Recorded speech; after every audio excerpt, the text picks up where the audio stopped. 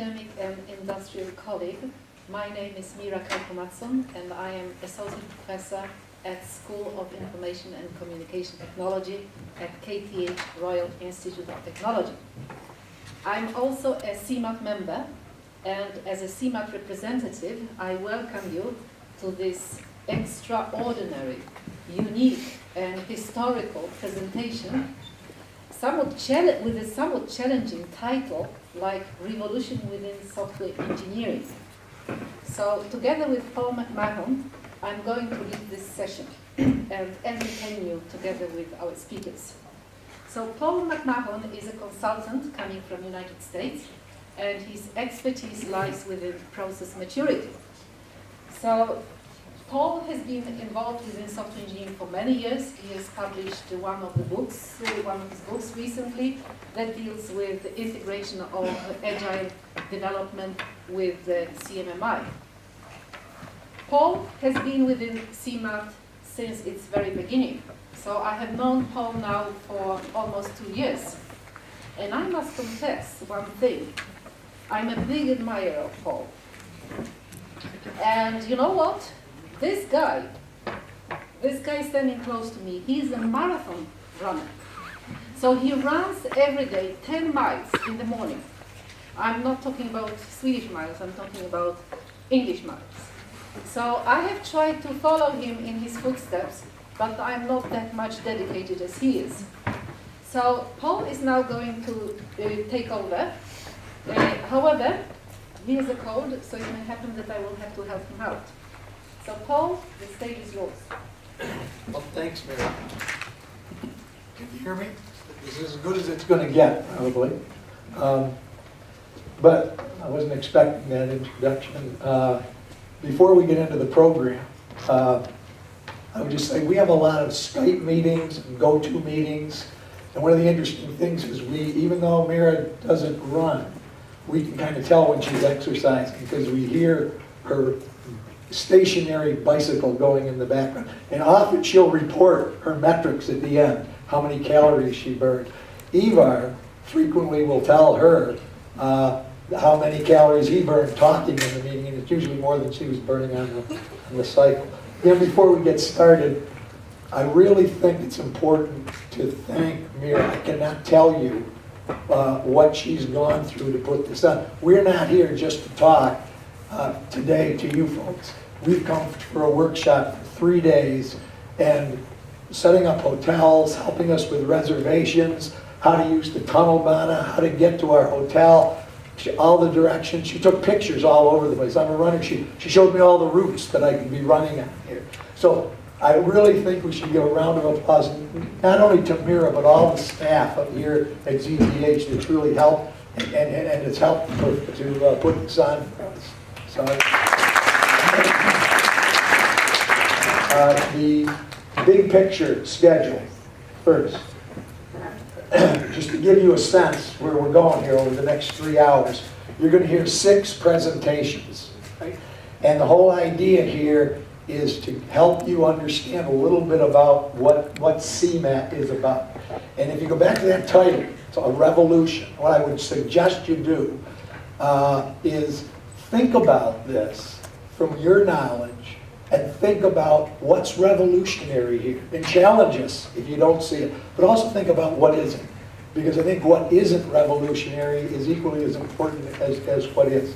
As we go through this, I'm going to kind of moderate, so the presenters will come up, introduce them a little bit, let them go. We're going to really try to hold to the schedule, and we're going to allow a couple questions at the end of each one, and then we're going to have a much longer question and answer at the very end. So if you have some specific questions, we'll try to accommodate them, and then we'll do a little bit more at the end, so you'll have an opportunity there as well.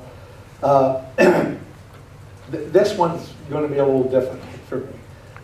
To introduce the first speaker, Ivar Jakobsen, is just kind of overwhelming to me. I've known Ivar since the first workshop at Zurich, and I have contributed and volunteered a pretty large amount of my own time over the last 2 years. And people have asked me why I spend so much time And I just respond, to opportunity to work with a man like this, how could I not spend that kind of time? It's just an incredible opportunity is the way I look at it. I would also, since Mira's brought up the point around running, note that this little secret that I know about Ivar, people don't know this, but he runs too.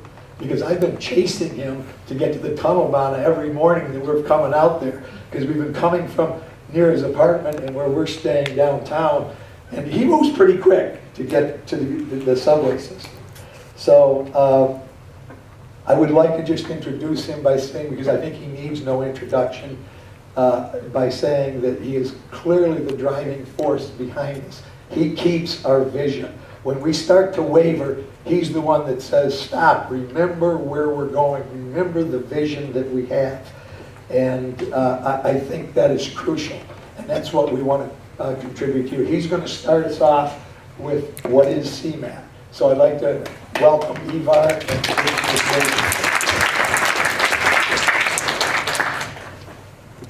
Okay, thank you very much.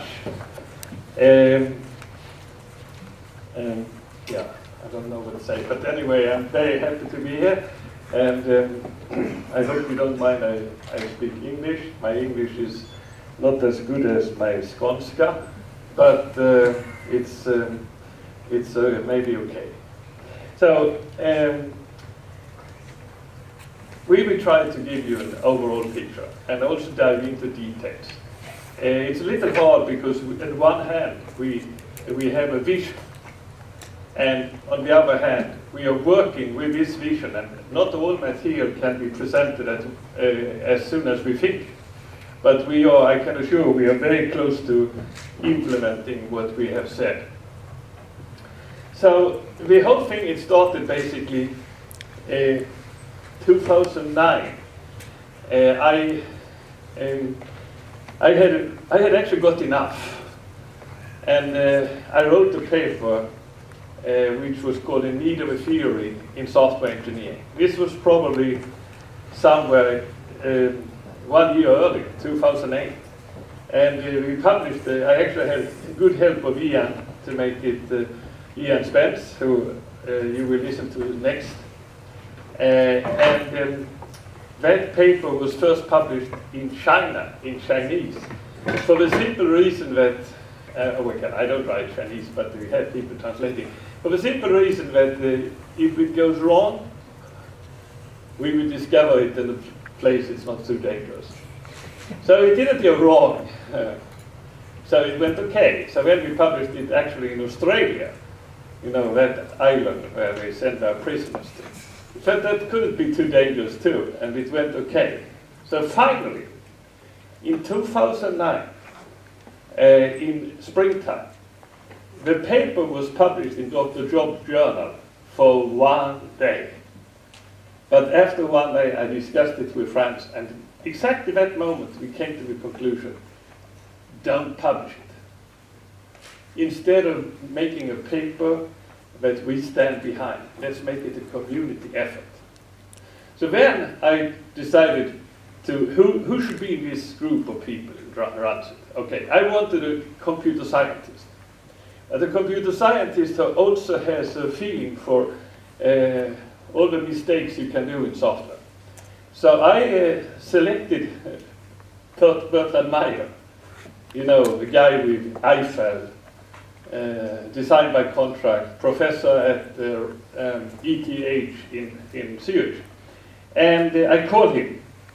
I was in Switzerland, I was myself in Verbier, and I called him and said, Bertrand, oh, Ivar, can you come over for dinner tomorrow?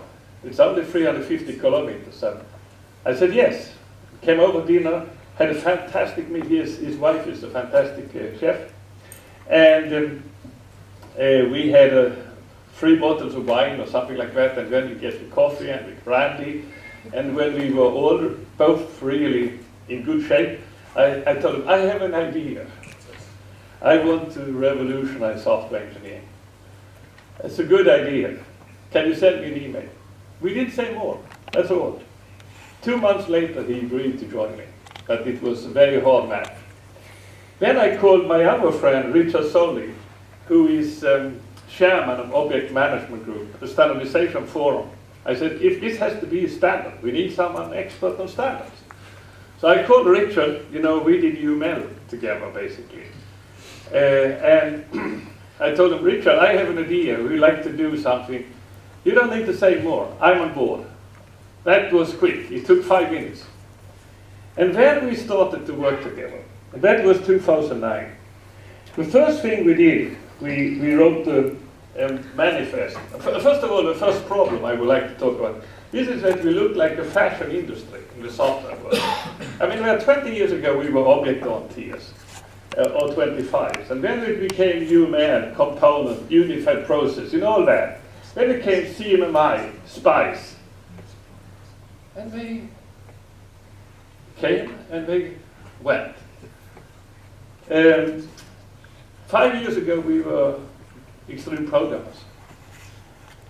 If I ask the question, how many of you do extreme programming? Quite a bunch. Now it's Scrum. How many do Scrum? Of course. And Lean, okay? Yes.